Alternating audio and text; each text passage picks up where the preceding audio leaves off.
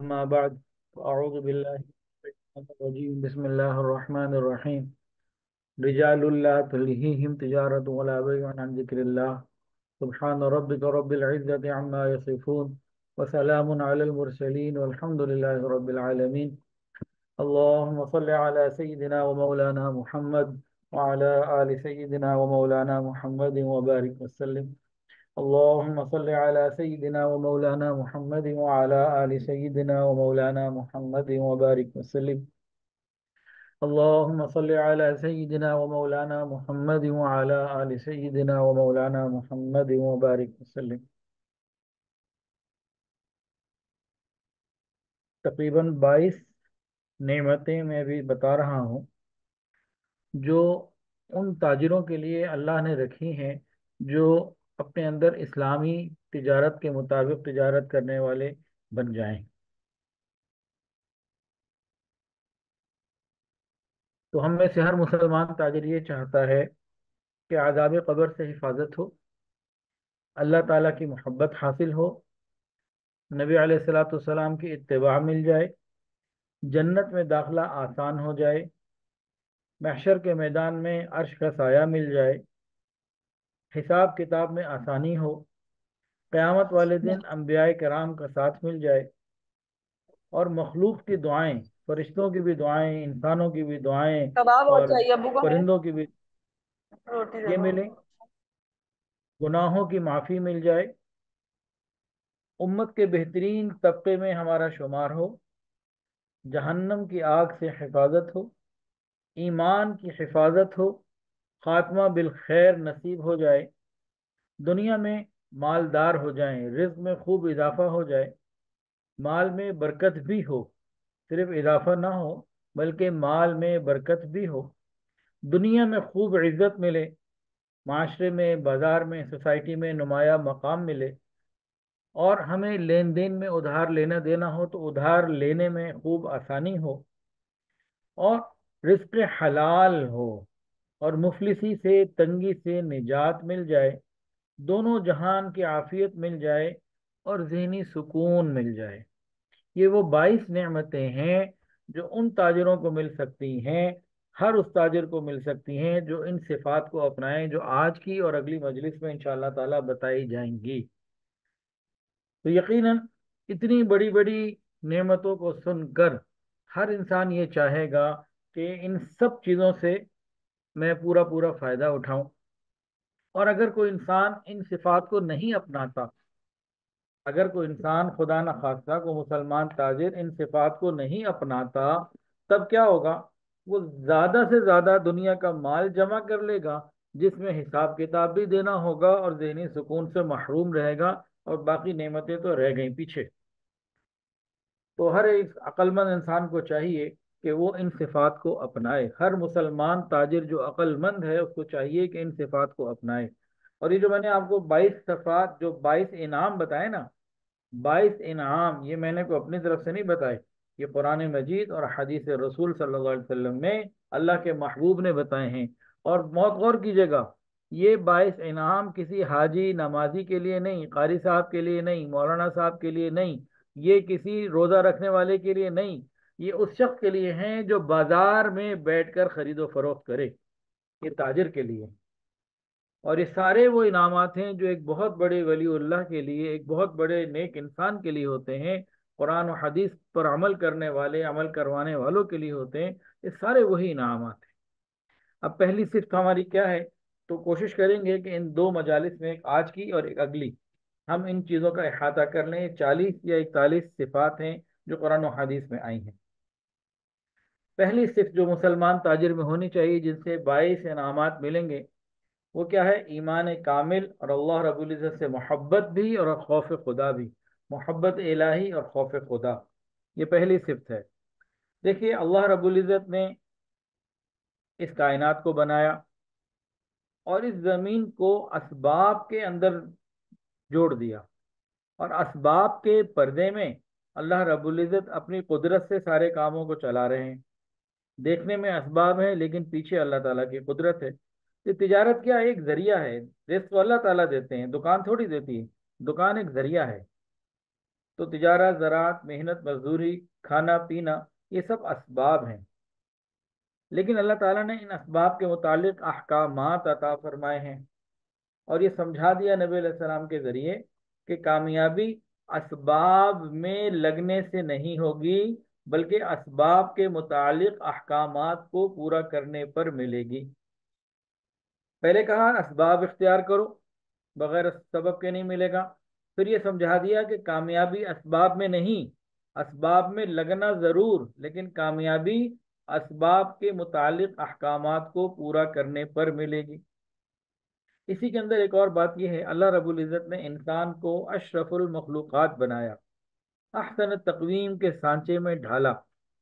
اللہ تعالیٰ نے انسان کو ایسا بنایا ہے کہ فطری طور پر یہ بیرونی طاقتوں کے سے متاثر ہو کر ٹھیک نہیں ہو سکتا۔ انسان بیرونی طاقت کے ذریعے نہیں چلایا جا سکتا۔ کیا مطلب؟ قانون بنا دیا، پابندیاں لگا دی، نگرانیاں کر لی، کیمرے لگا دیے، نہ، انسان صرف اور صرف اس وقت تک کامل طریقے سے ٹھیک چل سکتا ہے جب اس کے دل کے اندر ایک شوق ہو کہ مجھے ٹھیک رہنا ہے۔ وجہ کیا ہے؟ کہ احکامات کا مقابلہ ہوتا ہے خواہشات سے۔ احکامات پورا کرنے کے لیے خواہشات کو قربان کرنا پڑتا ہے، اور خواہشات انسان صرف اسی وقت قربان کر سکتا ہے جب کوئی بہت بڑا جذبہ ہو، اور اسی جذبے کا نام اللہ تعالیٰ سے محبت ہے، اور اسی جذبے کا نام خوف خدا ہے۔ جب مسلمان تاجر کے اندر یہ صفت ہوگی، یہ پہلی صفت ہے۔ 22 انعام پانے کے لیے جو 40 یا 41 صفات ہیں، ان میں سے پہلی صفت اللہ تعالیٰ سے محبت اور خوف خدا۔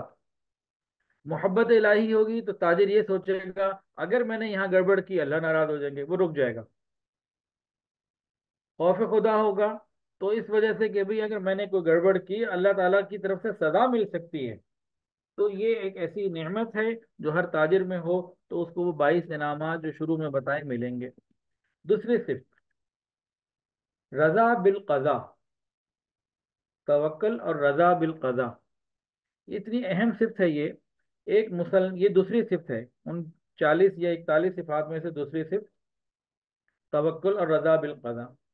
ایک مسلمان تاجر کا تقدیر کے فیصلوں پر راضی رہنا، راضی بقضا، ہر حال میں اللہ کی رضا پہ راضی رہنا، یہ بے شمار فائدے ہیں۔ سیدنا علی کرم اللہ وجہہ فرماتے ہیں کہ اگر لوگ تقدیر پر ایمان لے آئیں تو کوئی پریشانی نہ رہے، کہ انسان سوچے گا کہ بھئی اس پریشانی میں میرے گناہوں کی معافی ہے، اور اگر انعامات اللہ کی طرف سے آئے تھے تو آزمائش بھی اللہ کی طرف سے آئے گی۔ تو وہ انسان، توکل کیا ہے؟ توکل یہی ہے کہ انسان تمام اسباب کو اختیار کرے، نتیجہ اللہ پہ چھوڑ دے، یہ ایک پرسکون زندگی گزارتا ہے۔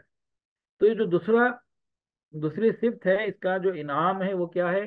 پرسکون زندگی، ٹینشن فری زندگی، اطمینان والی زندگی۔ تیسرا جو پوائنٹ ہے وہ ہے اللہ تعالیٰ کی نافرمانی سے بچنا، اللہ رب العزت کی نافرمانی سے بچنا۔ حدیث کے اندر آتا ہے کہ اے ایمان والو، اگر تم کمائی میں کچھ کمی اور تنگی محسوس کرو تو اسے اللہ تعالیٰ کے احکام کی فرما برداری کرتے ہوئے حاصل کرو، یعنی گناہوں سے حاصل مت کرو۔ ابن حبان النسائی کی روایت ہے، حضرت صوبان رضی اللہ تعالیٰ نے فرمایا کہ نبی علیہ الصلوۃ والسلام فرماتے ہیں کہ اپنے گناہ کی وجہ سے آدمی اپنے گناہ کی وجہ سے رزق سے محروم کر دیا جاتا ہے۔ ایک بات اور یاد رکھیے، ہم نے اگر اللہ تعالیٰ سے لینا ہے تو اللہ تعالیٰ کو راضی کر کے تو لے سکتے ہیں، اللہ تعالیٰ کو ناراض کر کے نہیں لے سکتے۔ تو نبی علیہ السلام نے بالکل لاؤڈ اینڈ کلیئر بتا دیا کہ آدمی گناہوں کی وجہ سے رزق سے محروم رہ جاتا ہے۔ ہاں، کبھی شبہ ہو سکتا ہے کہ بھی فلاں بندہ اتنا گناہ گار، نماز بھی نہیں پڑھتا اور حرام حلال کی کوئی تمیز نہیں، اس کے پاس تو اتنا مال ہے، تو یہ کیا مطلب؟ تو یہ ایک دیکھنے کا اینگل ہے۔ دوسرا اینگل بھی ہے، اگر یہی بندہ خوف خدا والا ہوتا، اس کو اللہ اس سے اور زیادہ عطا فرماتا۔ تو ہم اپنے گناہوں کی وجہ سے رزق سے محروم ہوتے ہیں۔ یاد رکھیے، ہماری آنکھ کا دیکھا غلط ہو سکتا ہے، جناب رسول اللہ صلی اللہ علیہ وسلم کی مبارک زبان سے نکلا ہوا حرف غلط نہیں ہو سکتا۔ چوتھی صفت جو کسی بھی مسلمان تاجر میں ہو تو وہ 22 انعامات حاصل کر سکے، نبی علیہ الصلوۃ والسلام کی محبت اور عقیدت۔ قرآن مجید کے اندر اللہ فرماتے ہیں لقد کان لکم فی رسول اللہ اسوۃ حسنہ، فرمایا کہ بندو حقیقت یہ ہے کہ تمہارے لیے رسول اللہ کی ذات میں ایک بہترین نمونہ، بہترین آئیڈیل ہے۔ اور نبی علیہ السلام نے کیا فرمایا؟ ترمذی کی، حاکم کی روایت ہے، جناب ابو سعید رضی اللہ عنہ سے روایت ہے، نبی علیہ السلام نے ارشاد فرمایا، تین باتیں فرمائی اس حدیث میں: جو شخص حلال روزی کھائے اور کمائے، دوسری بات سنتوں پر، میری سنتوں پر عمل کرے، اور تیسری بات لوگوں کو تکلیف پہنچانے سے بچا رہے، اپنی طرف سے لوگوں کو اذیت اور تکلیف نہ پہنچائے، فرمایا جنت میں داخل ہو جائے۔ یہ تینوں پوائنٹ انتہائی اہم: پاکیزہ کمائی، اتباع سنت، اور لوگوں کو اپنی تکلیف سے بچانا۔ اب یہاں ایک پوائنٹ کو ذرا سمجھیں۔ بھئی میں اور آپ دن رات دعائیں کرتے ہیں یا اللہ شریر کے شر سے بچا لے، کرتے ہیں یا نہیں؟ ہم لوگ یہ دعا مانگتے ہیں یا اللہ شریر کے شر سے بچا لے، لیکن نبی علیہ الصلوۃ والسلام نے یہاں میں کیا میسج دیا کہ یہ بات نہیں ہے کہ شریر کے شر سے بچاؤ، بلکہ یہاں یہ بتایا جا رہا ہے کہ تم اپنے شر سے لوگوں کو بچاؤ۔ حدیث کے اندر آتا ہے، مسلم شریف کی روایت ہے، تکف شرک عن الناس، تکف شرک عن الناس، تم اپنے شر سے لوگوں کو بچاؤ۔ تو ہم نے اپنے شر سے لوگوں کو بچانا ہے، وہ 22 انعامات ہم نے پانے ہیں۔ اور نبی علیہ السلام کی سنت بھی سن لیجئے، مال میں برکت چاہتے ہیں، جو آدمی چاہتے ہیں نا خوب میرے پاس مال ہو جائے، میں مالدار بن جاؤں، تو ترمذی شریف کی روایت سننے اور یاد رکھے اور عمل کرے۔ ایک صحابی تھے صخر رضی اللہ تعالی عنہ، فرماتے ہیں کہ نبی علیہ الصلوۃ والسلام نے ارشاد فرمایا، یا اللہ میری امت کے جو کام ہیں، ان کے، میری امتیوں کے جو کام ہیں، ان کے لیے صبح سویرے کے وقت میں نکلنے میں برکت عطا فرما۔ حضرت صخر رضی اللہ عنہ صاحب تاجر تھے، انہوں نے جب یہ بات سنی اس کے بعد ہمیشہ یہ کرتے کہ تجارت کے لیے اپنے آدمیوں کو صبح سویرے بھیج دیتے، بہت جلدی مالدار ہو گئے، ان کا مال بہت زیادہ ہو گیا، ان کا اسٹاک بہت بڑھ گیا صبح جلدی۔ میں نے پچھلے ہفتے کو بھی یہی بتایا تھا، چند باتیں ریپیٹ ہو رہی ہیں۔ تو نبی علیہ الصلوۃ والسلام کی اس سنت پر عمل کرتے ہوئے آج بھی 2024 کے سال میں 1445 ہجری میں بھی ایسے لوگ ہیں الحمدللہ، جو صبح صبح دکان کھول لیتے ہیں، سپلائیاں شروع کر دیتے ہیں، لوگوں کے مال بھجوا دیتے ہیں، حالانکہ لوگوں کی دکانیں بھی نہیں کھولی ہوتی، اور ان کا مال اتنی تیزی سے بڑھا اور مارکیٹ کے اندر ان کا سب سے بڑا نام اور مارکیٹ میں نمایاں مقام پر آ گئے، جس میں ان کی کئی صفات کے ساتھ یہ صفت بھی ہے کہ صبح سویرے آ کے ارلی مارننگ وہ کام شروع کر دیتے ہیں۔ تو اللہ تعالی ہمیں ان باتوں کی توفیق عطا فرمائے۔ پانچویں صفت، پانچویں وہ کوالٹی جو اگر مسلمان تاجر میں ہو تو وہ شروع والے 22 انعام حاصل کر لے۔ پانچویں کوالٹی کیا ہے؟ اسکرین پر نظر آ رہی ہے آپ کو۔ تاجروں کا اپنے اپنے شعبے سے متعلق دین کا علم سیکھنا۔ آپ میٹرک کیجئے، آپ ماسٹرز کیجئے، آپ ایم بی اے کیجئے، آپ پی ایچ ڈی کیجئے، دنیا بھر کی ساری تعلیم ضرور حاصل کیجئے، کوئی منع نہیں، لیکن اللہ کے بندو، اللہ کا حکم کیا، نبی کا طریقہ کیا، شریعت میں حرام حلال کیا، اس کے بغیر تجارت کرنا، سنیے کتنا اس کی ضرورت ہے۔ وَلَا تَقْفُ مَا لَيْسَ لَكَ بِهِ عِلْم، قرآن مجید کی آیت ہے، جس بات کی تحقیق نہ ہو اس پر عمل درآمد مت کیا کرو، اس پر نہ چلا کرو۔ تو لہذا کسی کام کا شروع کرنا اس وقت تک جائز نہیں جب تک اس کا شرعی علم حاصل نہ کر لیا جائے۔ علماء نے لکھا قرآن و حدیث کی تفصیلات سے کہ خرید اور فروخت کے متعلق احکامات کا سیکھنا واجب۔ امام شافعی رحمۃ اللہ علیہ، امام غزالی رحمۃ اللہ علیہ نے علماء کا اس پہ اجماع نقل کیا ہے کہ بغیر معاملے کو سیکھے کاروبار کرنا جائز نہیں۔ نبی علیہ السلام ہر اس شخص کو جو کوئی کام کرنا چاہتا اس کے متعلق ضروری شرعی احکام سکھایا کرتے تھے۔ حضرت عمر فاروق رضی اللہ تعالی عنہ لوگوں کو کہتے کہ ہمارے بازار میں ہرگز وہ تجارت نہ کرے جس کو دین کے مسائل کا علم نہیں۔ اللہ تعالی ہمیں بھی سمجھ عطا فرمائے۔ امت کے شروع کے زمانے میں جب پوری دنیا میں مسلمانوں کی حکومت تھی، مسلمانوں کی عزت تھی، اس وقت کے واقعات میں آتا ہے کہ تاجروں کے جو قافلے چلتے تھے نا، ان کے ساتھ مفتی حضرات، علماء حضرات بھی چلا کرتے تھے، تاکہ وقت کے ساتھ ساتھ دین سب سیکھتے رہیں۔ اللہ تعالی ہمیں ان باتوں کی سمجھ عطا فرمائے۔ کنز العمال کی روایت ہے کہ فرمایا گیا کہ ہمارے بازاروں میں صرف وہی آدمی خرید و فروخت کیا کرے جو دینی مسائل جانتا ہو۔ تو اتنی اہمیت ہے کہ جو آپ لوگ یہ سیکھ رہے ہیں، یہ آپ یہ حکم پورا کر رہے ہیں اللہ اور اس کے نبی کا۔ اللہ ہمیں عمل کی توفیق عطا فرمائے۔ چھٹی کوالٹی جو ہمارے اندر ہونی چاہیے، جن سے ہمیں وہ بے شمار انعامات ہمیں مل سکتے ہیں تجارت کر کے۔ یہ جو انعامات شروع میں بتائے وہ بزنس کر کے ہیں، تجارت کر کے ہیں، وہ نماز پڑھ کے نہیں ہیں۔ عبادات کا اہتمام، 5 نمازیں تو پڑھنی ہی ہیں، لیکن عین بازار میں کاروبار کے وقت میں اللہ تعالیٰ کو یاد کرنا۔ قرآن مجید کی آیت سنیے، 18واں سپارہ سورہ نور، رجال اللہ تلہیہم تجارت ولا بیع عن ذکر اللہ واقام الصلاۃ وایتاء الزکاۃ یخافون یوما تتقلب فیہ القلوب والابصار۔ یہ وہ تاجر ہیں جنہیں تجارت یا خرید و فروخت نہ اللہ تعالیٰ کی یاد سے غافل کرتی ہے، نہ نماز قائم کرنے سے روکتی ہے، نہ زکوٰۃ ادا کرنے سے روکتی ہے، بلکہ یہ لوگ اس دن سے ڈرتے ہیں جس دن دل اور نگاہیں الٹ پلٹ کر رہ جائیں گی۔ اللہ اکبر کبیرہ۔ یہ تاجروں کی صفت بتائی، کوالٹی بتائی گئی کہ دوران تجارت بھی نماز کا وقت ہو نماز پڑھتے ہیں اور اللہ کو یاد کرتے رہتے ہیں۔ سورہ جمعہ 28واں سپارہ، فَإِذَا قُضِيَتِ الصَّلَاةُ فَانتَشِرُوا فِي الْأَرْضِ وَابْتَغُوا مِن فَضْلِ اللَّهِ وَاذْكُرُوا اللَّهَ كَثِيرًا لَعَلَّكُمْ تُفْلِحُونَ۔ اللہ فرماتے ہیں جب تم نماز جمعہ ادا کر چکو تو اپنی اپنی راہ لو، اپنی اپنی مارکیٹوں میں جاؤ، بازاروں میں جاؤ، اللہ کا فضل یعنی کاروبار کرو، رزق تلاش کرو، اور رزق تلاش کرنے میں، کاروبار میں اللہ تعالیٰ کو بہت بہت یاد کرتے رہو تاکہ نجات پاؤ۔ تو نجات پانے کے لیے کاروبار کے اندر یہ صفت ہونا ضروری ہے کہ ہم اللہ کو یاد کریں۔ اب حدیث سن لیجئے، ترغیب کی روایت ہے، نبی علیہ السلام نے فرمایا، غفلت کی جگہ یعنی بازار میں ذکر کرنے والا ایسا ہے جیسے سوکھے ہوئے درخت میں کوئی سرسبز و شاداب ٹہنی ہو۔ ایک روایت میں ہے کہ بازار میں ذکر کرنے والا ایسا ہے جیسے کسی اندھیرے گھر میں روشن چلتا ہوا چراغ، پورا گھر اندھیرا ہو، ایک چراغ جل رہا ہو۔ اللہ تعالیٰ ہمیں یہ نعمت عطا فرمائے۔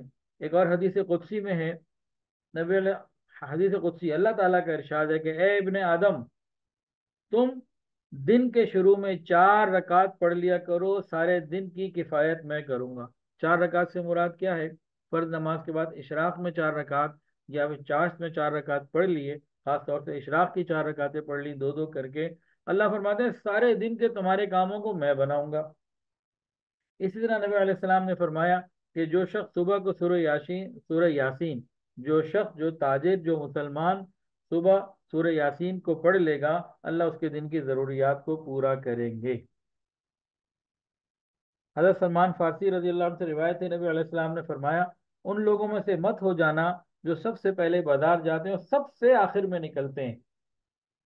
یعنی ہر وقت دکان کی فکر، ہماری زندگی میں کوئی ترتیب ہونی چاہیے، دن کے شروع اوقات عبادت، تلاوت، ذکر، مراقبہ، ان چیزوں میں ہو، سارا دن ہم کام کریں اور شام کو جلدی فارغ ہو کر پھر گھر والوں کے کام، گھر کے اندر آرام، کچھ عبادت، یعنی دنیا کے لیے اتنا نہ لگے کہ مارکیٹ میں سب سے پہلے آنے والا ہو اور سب سے آخر میں نکلنے والا ہو، اس کو نہیں پسند فرمایا۔ 7ویں صفت، نبی علیہ الصلوۃ والسلام نے ارشاد فرمایا کہ تم اپنے مال کی حفاظت زکوٰۃ کے ذریعے کرو۔ ہم انشورنس کرواتے ہیں، بہت سارے تاجر انشورنس کرواتے ہیں۔ شریعت کے اندر انشورنس تو حرام ہے، یہ اسٹیٹ لائف ہے یا جو بھی ہے، تو یہ انشورنس تو شریعت کے اندر حرام ہے، لیکن اللہ رب العزت نے زکوٰۃ ادا کرنے پر اشورنس دے دی، اشورنس دے دی کہ تم پورے مال میں سے صرف 2.5% زکوٰۃ ادا کر دو، اور وہ بھی 4 چیزوں میں۔ زکوٰۃ کے احکامات کے اندر کیا ہے؟ نقد، مال تجارت، سونا اور چاندی، 4 چیزوں پہ زکوٰۃ ہے، باقی سب ایگزم۔ پراپرٹی آپ کا اپنا گھر ہے، 1 لاکھ کا ہے یا 1 کروڑ کا ہے یا 10 کروڑ کا ہے، کوئی زکوٰۃ نہیں اس میں۔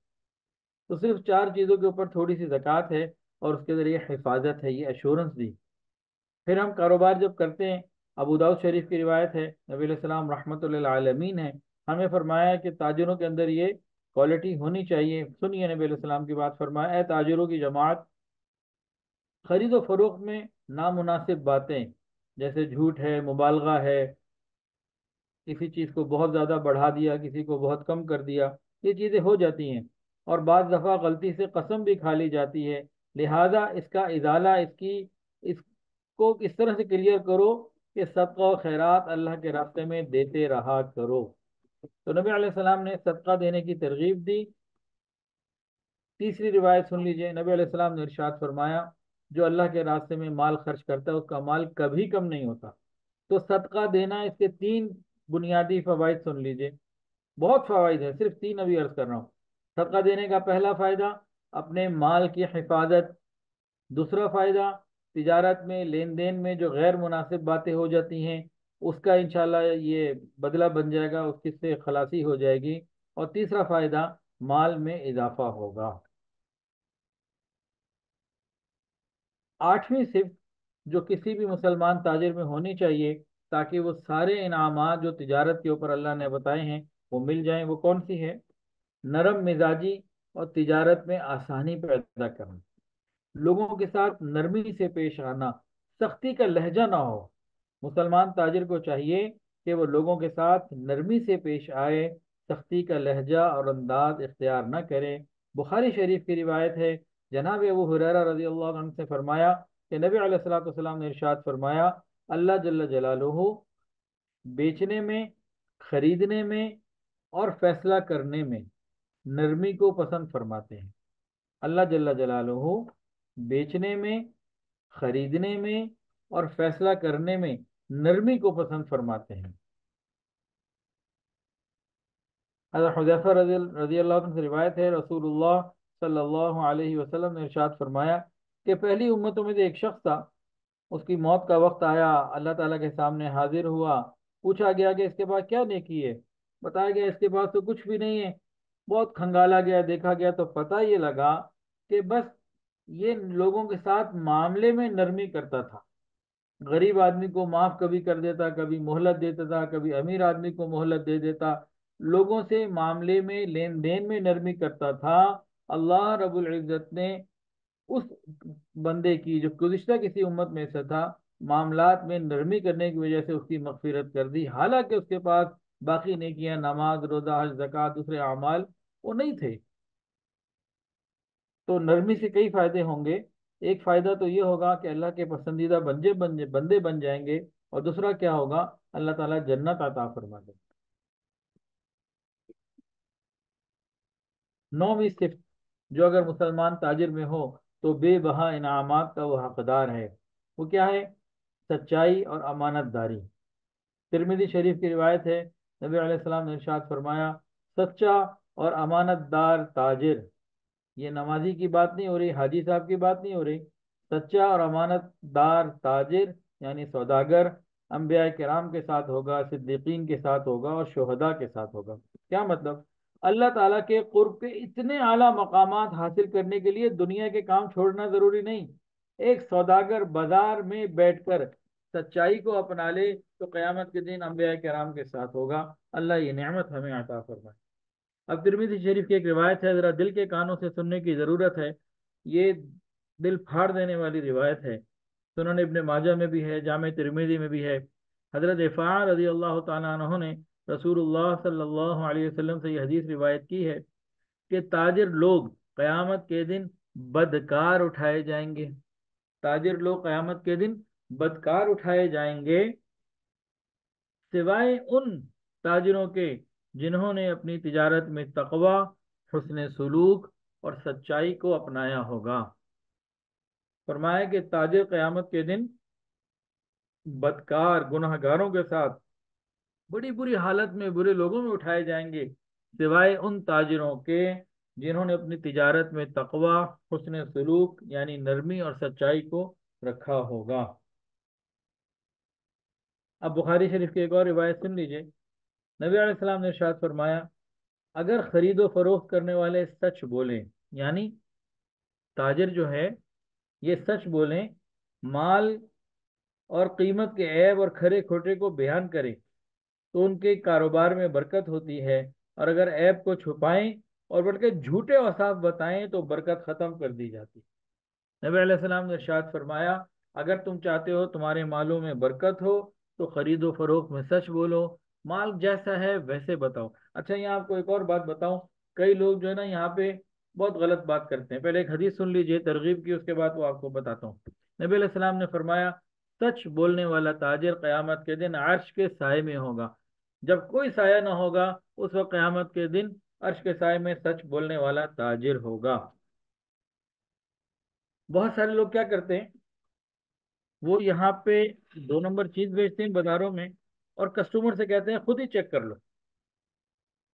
अभी कुछ दिन पहले एक वाकया है यहाँ हुआ, मुझे तो किसी ने बताया, मैं उसको देखा तो नहीं है। तो हमारे एक साथी हैं हमारी आईटी टीम के, तो वो गए हुए थे वहाँ पे मंडी जानवर लेने के लिए। उनको जानवरों की पहचान थी।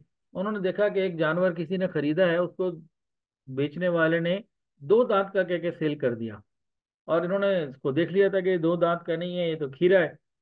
तो वहीं पे उससे बातचीत हुई, और वो पकड़ा गया। उसने उसने कहा, यार मैंने तो इनको कहा है कि देख लो जैसा भी है। मैंने कब कहा ये धुंधा है कि ये खीरा या कुछ का है? मैंने तो, उसने कहा 2 दांत, मैंने कहा देख लो, दांत दिखा दिए। अब खीरे के भी कुछ दांत होते हैं, एक आदमी को पता ही नहीं है किसी चीज का। वो जानवर लेने गया, उसको तो नहीं मालूम कि जानवरों में 2 दांत वाले के दांत कैसे होते हैं, और जो असली 2 दांत होते हैं उसकी क्या कैफियत होती है। उसने कहा धुंधा, हाँ जी धुंधा। अब कस्टमर आया, उसने कहा धुंधा, उसने कहा देख लो तुम्हारे सामने है, और उसका मुंह खोल दिया, दांत नजर आ गए। अब वही समझ रहे हैं कि ये धुंधा है, और वो कह रहे हैं कि मैंने झूठ नहीं बोला, ये धोखा दे रहा है। तो इस किस्म के मामलात नहीं करने चाहिए। अल्लाह हिफाजत फरमाए। 10वीं सिफ्त, वादा पूरा करना। मुसलमान ताजिर की 10वीं सिफ्त, वादा पूरा करना। वादा पूरा करना क्या है? सच्चाई की अमली किस्म है। वादा पूरा करना क्या है? सच्चाई की अमली किस्म होती है, और वादा खिलाफी अमली झूठ होता है। एक ताजिर की अखलाकी खूबियों में से सबसे अहम उसका वादे पर कायम रहना होता है। अब कंजुल अम्माल की एक हदीस सुनिए, नबी अलैहि सलाम ने इरशाद फरमाया, बेहतरीन कमाई, सबसे आला कमाई उस ताजिर की होती है। सबसे आला कमाई उस ताजिर की होती है, जब बोले तो झूठ ना बोले, अमानत रखे तो खयानत ना करे, वादा करे तो खिलाफ वर्जी ना करे, जब सामान खरीदे तो उस सामान खरीदने के अंदर सामान की कमी बुराई बयान ना करे, हकीकत के अलावा बात कम ना करे। जब अपना माल फरोख्त करे तो तारीफ करने में बहुत ज़्यादा मुबालगा ना करे, जितनी बात हकीकत है उतनी ही बयान करे। और जब उससे कोई मुतालबा लेने आए, यानी इसने किसी का कर्जा देना है, और कंपनी वाला कोई दुकानदार उससे पैसे लेने आए, भाई मेरे पैसे दो, अपने टाल मटोल ना करे, ये पूरी कोशिश करे अदा करने की। और अगर ये खुद मांगने किसी से जाए तो दूसरों पर सख्ती न करे। फरमाया कि जिस ताजिर के अंदर ये सिफात हैं, उसकी कमाई सबसे बेहतरीन है। अल्लाह ये सिफात हम सबको अता फरमाए।